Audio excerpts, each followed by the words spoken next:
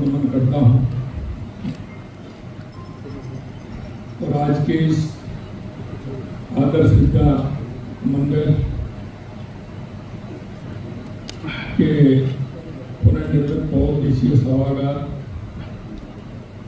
के इस कार्यक्रम में मंच पर विराजमान आज के इस कार्यक्रम की अध्यक्षता कर रहे हैं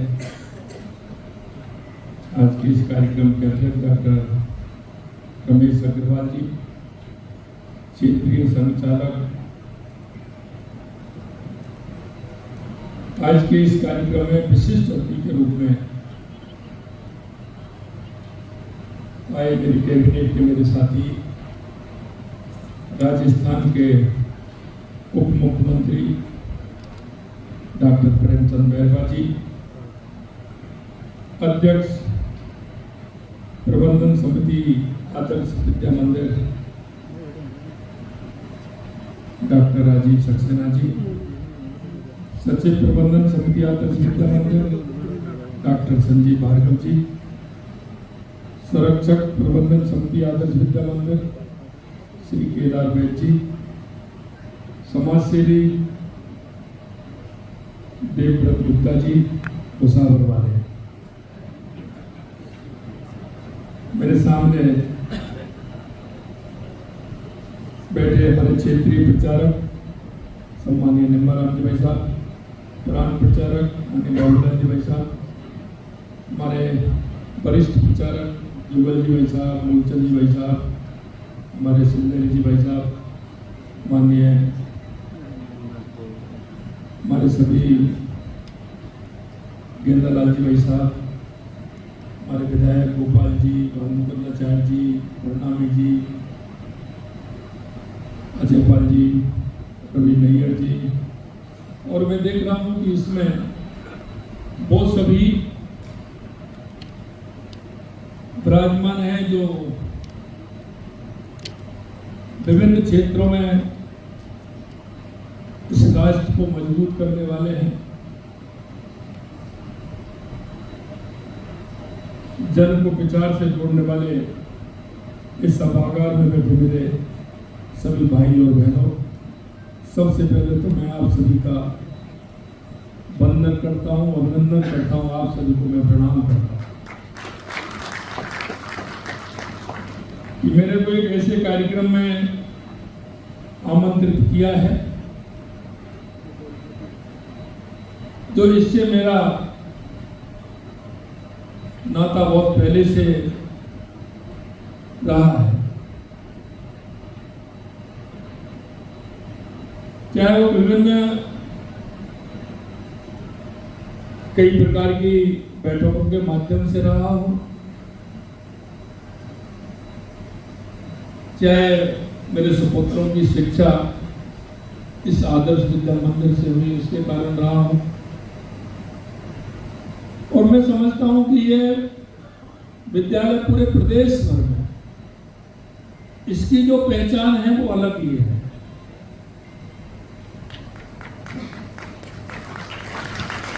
अलग इसलिए है कि उस समय की परिस्थिति 47 के बाद देश के अंदर जो परिस्थितियां बनी और उन परिस्थितियों में जो हमारे भाई पाकिस्तान से आए थे उनको जीवन का उस अंधकार में प्रकाश नहीं दिख रहा था, और उस समय उस क्षेत्र में आकर के वो रहे और उनको ये विद्या मंदिर एक संबल बना उनके बच्चों को, इसलिए भी ये बहुत महत्वपूर्ण है। मित्रों, उस समय की परिस्थिति कैसी रही है? उन्होंने सब कुछ वहां छोड़ा, सिर्फ वतन से वो अपने यहां आए। उन्होंने अपने जीवन को परिश्रम की पराकाष्ठा से प्रारंभ किया। और उनके बच्चों के लिए उस समय ये विद्यालय उन्हीं के सहयोग से, जन के सहयोग से, राष्ट्रवादी विचार के लोगों के सहयोग से एक बहुत बड़ा शिक्षा का केंद्र बना। और मैं कह सकता हूं कि ये विद्यालय हमारी संस्कृति, हमारी विचार का केंद्र तो है ही, लेकिन मुझे खुशी हो रही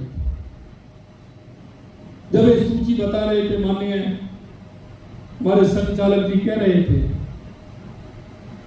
वो 67, 68 का, 70 का, 75 का, 80 का जो दौर था, उसमें लोग देखते थे कि राजा पार्क आदर्श विद्या मंदिर बोर्ड में कहीं ना कहीं पहले, दूसरे, तीसरे नंबर पर अवश्य रूप से। इस विद्यालय की जो साख थी वो आज तक है, क्योंकि इसमें जो परिश्रम करने वाले हैं, समय देने वाले हैं, उनका हेतु सिर्फ एक आर्थिक नहीं है, उनका हेतु हमारे राष्ट्र के प्रति समर्पण भाव, उनका विचार और उस विचार से आगे हमारी नई पीढ़ी को दिशा देना, वो उनके अंतर मन में छाया हुआ है। इसलिए ये विद्यालय अपने आप में बहुत ही निराला और एक ऐसा विद्यालय है जहां संस्कृति, विचार और आने वाले समय में हमारे विद्यार्थियों को किस तरह की शिक्षा दी जाए। मित्रों, मैं कह रहा था, आते ही मैंने देखा कि यह संस्कार देने वाला हमारा विद्यालय, जब मैं अंदर घुसा तो मैंने देखा कि एक बड़े सभागार का लोकार्पण है। ये तो पहले से ही बना था, तो जैसे ही मैंने देखा, लेकिन मुझे ये नहीं पता था कि इसका दोबारा से पुनर्निर्माण इसका किया है और इसकी भव्यता मैं देख रहा हूं, बहुत ही अच्छा इसको बनाया है। इसके लिए भी मैं धन्यवाद देना चाहता हूं। ये अब कभी-कभी मैंने ये भी देखा है, क्योंकि इस रूट से मेरा आना जाना बहुत रहता है, और मैं बस से जब मैं इसमें आता था तो कई लोग कहते थे कि वहां बस का स्टॉपेज था। राजा पार्क में लोग जो उतरते थे, नारायण सिंह सर्किल से वापस नहीं आना पड़े, सिंधी कैंप से बस नहीं आना पड़े, तो एक उनका वो था कि कहाँ रुकना है, कि राजा पार्क आदर्श विद्या मंदिर पर रोकना है। तो जब हम आते थे, कई बार देखते थे, कई हमारे ऐसे साथी थे, कई ऐसे लोग थे, वो कहते कि साहब मेरी इस आदर्श विद्या मंदिर से ही पढ़ाई प्रारंभ हुई है। तो उस समय आप देखें तो उस समय के जो प्रमुख जयपुर के लोग भी थे, और वो लोग थे जो जिनको आर्थिक कोई परेशानी नहीं थी, उनके बच्चे भी इसी आदर्श विद्या मंदिर में शिक्षा ग्रहण करते थे, क्योंकि उस समय ये सबसे अच्छे विद्यालयों में इसका नाम आता था। ये भी हमारे लिए सौभाग्य की बात है। मित्रों, आज ये क्या उच्च प्राथमिक आदर्श विद्या मंदिर के पुनर्निर्मित बहुउद्देशीय सभागार का लोकार्पण में हम एकत्रित हुए हैं। मैं सौभाग्यशाली हूँ, और ये उन हजारों सपनों की नींव पर खड़ा हुआ है जो इस विद्यालय के शिक्षक, अभिभावक और दानदाताओं ने मिलकर के किया। देखिए, विद्यालय में कहाँ हमने कैसा करना है, ये हमारे मन की जिज्ञासा है। और मुझे इस बात की खुशी हुई, एक दिन मैंने पूछा था, एक परंपरा बहुत ही अच्छी इस विद्यालय की है कि जो इस विद्यालय से जो छात्र निकल करके जाते हैं, ये उनको भी बाद में बुलाते हैं और उनका सम्मान करते हैं। मैंने पूछा था, क्योंकि मेरा बेटा है, उसने MBBS किया है, और जब वो MBBS करके आया था तो उसका इस विद्यालय में कार्यक्रम था। ऐसे सभी लोगों को बुलाया उसमें जो उच्च शिक्षा ग्रहण करते हैं, तो उनका सम्मान मेरे को बताया कि आज आदर्श विद्या मंदिर में मेरे को बुलाया है। वहाँ हमारे साथी जितने भी हैं वो सभी को बुलाया, उनका सम्मान है। तो एक बहुत अच्छा काम है कि जो हमारे विद्यालय से निकल करके जाते हैं उनके सम्मान का कार्यक्रम भी हम यहाँ करते हैं।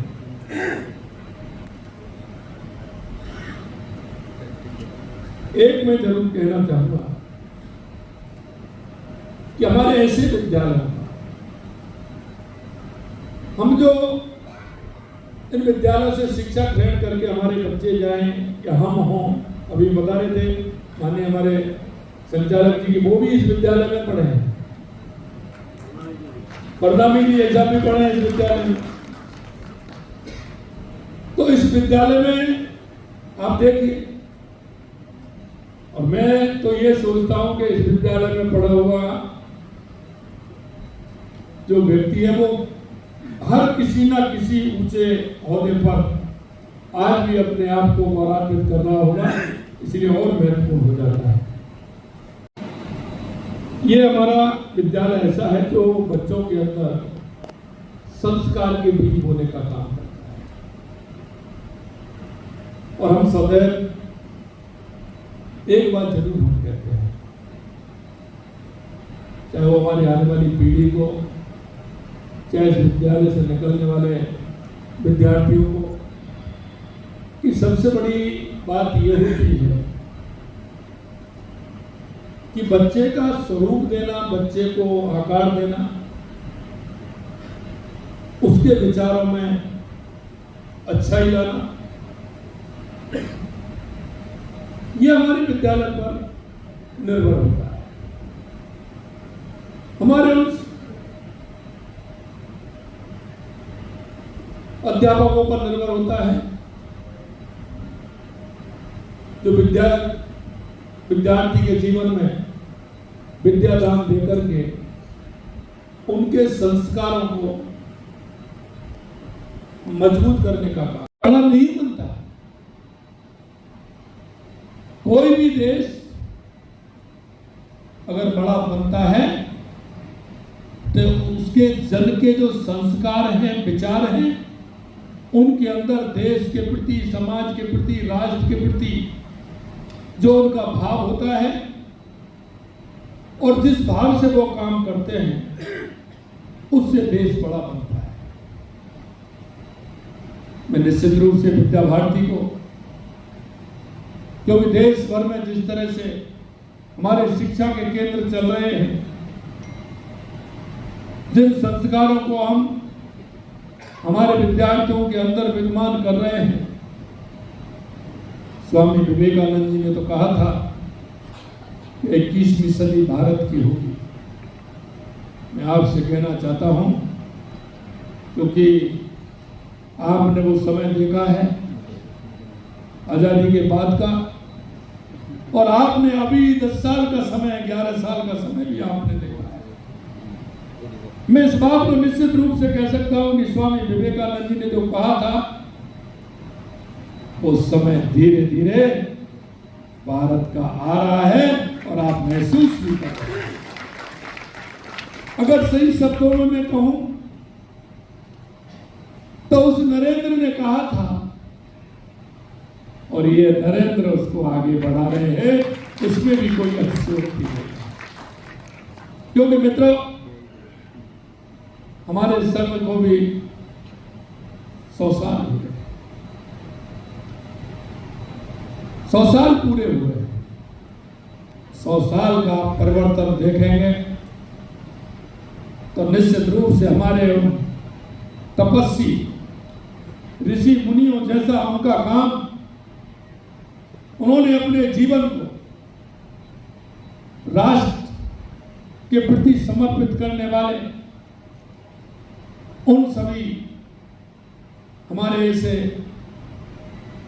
विचार के, संस्कृति के बाहर, जिन्होंने इस मां भारती के लिए अपना सब कुछ न्योछावर कर दिया, निश्चित रूप से 100 साल बाद उसका इतना बड़ा अंतर जो आया है, आज आपको देश नहीं पूरी दुनिया में देखने को मिल रहा है। ये 100 साल की तपस्या है और ऋषियों मुनियों की तरह, जैसे हमारे सभी प्रचारकों ने, हमारे वरिष्ठ जनों ने जिस तरह से तपस्या की, हम सबको समझना होगा। हमारे शिक्षा केंद्रों के बारे में भी समझना होगा। हमारे उन विचारों को हमें देश दुनिया में फैलाना होगा। हमारे उस काम को हमें बढ़ाना होगा।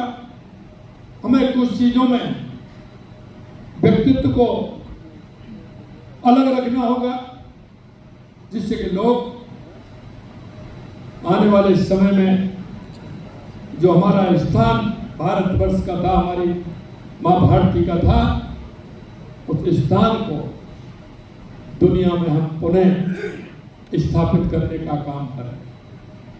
अंत में मैं इतना ही कहूँगा कि हमारे जो ये शिक्षा के केंद्र हैं, इन शिक्षा के केंद्रों के माध्यम से हम इनको कैसे आगे बढ़ा सकते हैं। एक बात जरूर मैं अवश्य कहता हूँ कि कुछ काम ऐसे होते हैं सरकार नहीं कर सकती, लेकिन समाज के लिए वो बड़ा नहीं होता। समाज के बंधुओं का जो सहयोग होता है, वो कितना भी बड़ा काम हो उस काम को कर सकता है। इसलिए हमें समाज के बीच में से ही हमारे ऐसे केंद्रों को स्थापित भी हम करें और हमारे सांस्कृतिक वैचारिक जो हमारा काम है, जिससे कि हमारी संस्कृति आगे बढ़े, उस काम को भी हमें करना चाहिए।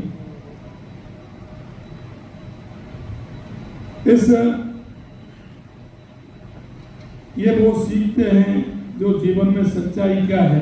संवेदना अगर समाज के प्रति नहीं होगी, उस गरीब के प्रति नहीं होगी, उस असहाय के प्रति नहीं होगी, तो हम वसुधैव कुटुंब के भाव को लेकर के नहीं चल पाएंगे। हमारी संवेदना समाज के प्रति बहुत आवश्यक है और इसीलिए हम शांति, सद्भाव और मानवता का संदेश यहाँ से निकलकर पूरे समाज में फैलाते हैं। पीढ़ियों को आध्यात्मिक और भारतीय ज्ञान की उस धरोहर से परिचित कराते हैं जो हमारे ऋषि मुनियों ने हजारों वर्षों से सजोई। जिस देश के बच्चे अपनी विरासत को जानते हो, उस देश को कोई भी रोक नहीं सकता, क्योंकि हमारे प्रधानमंत्री जी कहते हैं कि विकास और विरासत दोनों साथ साथ चलने चाहिए। इसलिए हमें उसका भी ध्यान रखना है। मैं हमेशा कहता हूं, किसी भी देश का सबसे बड़ा धन उसकी युवा पीढ़ी है और ये हमारे केंद्र उस युवा पीढ़ी को दिशा देने वाले होते हैं मित्रों। क्योंकि अगर हमारा युवा सही दिशा में काम करेगा तो उसकी शक्ति और सामर्थ्य काम आता है और वो आगे चल करके समाज के काम आता है। युवा केवल आंकड़ा नहीं होते, वे उस शक्ति का नाम है जो किसी राष्ट्र की दशा और दिशा बदल सकते हैं। निश्चित रूप से हम कह सकते हैं कि हमारे ये शिक्षा के केंद्र पूरी तरह से उस काम में लगे हुए हैं। भारत के पास आज दुनिया की सबसे बड़ी युवा आबादी है और ये हमारी सबसे बड़ी ताकत है। लेकिन ये ताकत तब काम आएगी जब युवा शिक्षित हो, संस्कारी और उसके भीतर देश के प्रति एक जिम्मेदारी की भावना हो। और यही काम ये विद्यालय कर रहा है, इन बच्चों को संवारने का, तराशने का और उन्हें पढ़ाने का एक कुशल जो एक हमारा प्रजापति होता है, कुमार होता है, वो एक आकार देता है घड़े को, विभिन्न मूर्तियों को जो आकार देता है, ये आकार करने का काम हमारे शिक्षा के केंद्र कर रहे हैं। और मैं धन्यवाद देना चाहता हूँ हमारे सभी शिक्षक और शिक्षिकाओं को कि जो एक उस काम को वो समर्पित होकर के एक व्यक्तित्व को बढ़ने का काम कर रहे हैं। जब एक शिक्षित युवा समाज में आता है तो वह केवल अपना नहीं, पूरे देश का भविष्य को उज्जवल करता है, रोजगार भी देता है, नवाचार भी करता है, दूसरों की मदद करता है और परोपकार की नींव भी रखता है। इसलिए आज इस मंच से विद्यालय के समस्त शिक्षकों का हृदय से धन्यवाद करता हूँ, उनका अभिनंदन करता हूँ। क्योंकि शिक्षक वो दीपक जो खुद को जलाकर जिंदगियों को रोशनी देते हैं, लेकिन उनके द्वारा गढ़े विद्यार्थी जब आगे बढ़ते हैं तो उनके हर कदम में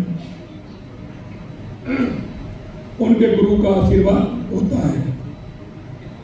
साथियों, हमारी समाज शिक्षा को सर्वोच्च प्राथमिकता देती है। हमारी सरकार ये मानती है जब तक प्रदेश का हर बच्चा, चाहे वो शहर हो गांव हो, शिक्षा की रोशनी से वंचित है, तब तक विकास की कोई भी बात अधूरी है। इसी सोच के साथ हमने प्रदेश में विद्यालयों के लगातार हमारी सरकार काम कर रही है। उनको मैं ज़्यादा इसलिए नहीं बताना चाहता कि वो काफ़ी हैं। लगातार हमें इस तरह का कोई विषय आता है, कहीं से भी आता है, निश्चित रूप से हमारी सरकार शिक्षा के क्षेत्र में हर कार्य को करने के लिए तत्पर है।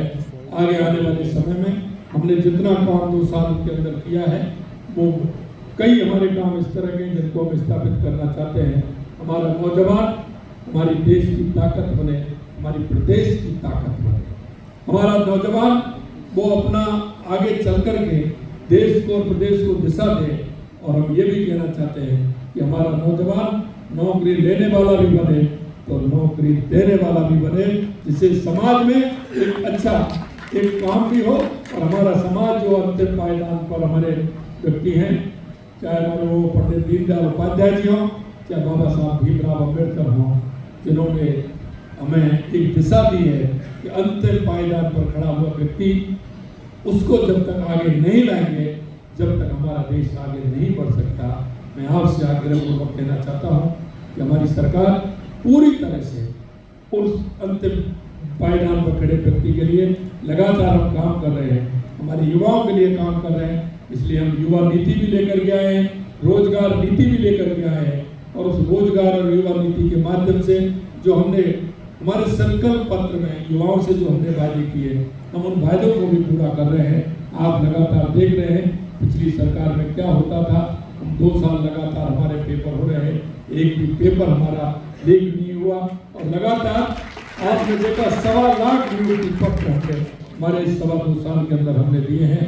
1,35,000 हमारे प्रक्रियाधीन हैं और 1.25 लाख का हमने पुनः एक कैलेंडर जारी किया है। हम आपको विश्वास दिलाते हैं कि हमारे युवाओं के सपनों को निश्चित रूप से हम गति देने का काम करेंगे, उनके सपनों को पूरा करने का काम करेंगे। आज आपने एक ऐसे पुण्य कार्य के लिए एक पुण्य स्थान पर मुझे बुलाया, निश्चित रूप से मैं सभी आयोजकों को बहुत बहुत धन्यवाद देता हूँ, बहुत बहुत साधुवाद देता हूँ। और इस कार्यक्रम में आए सभी आप लोगों को यही निवेदन करता हूँ कि हम समय समय पर हमारे ऐसे शिक्षा के केंद्र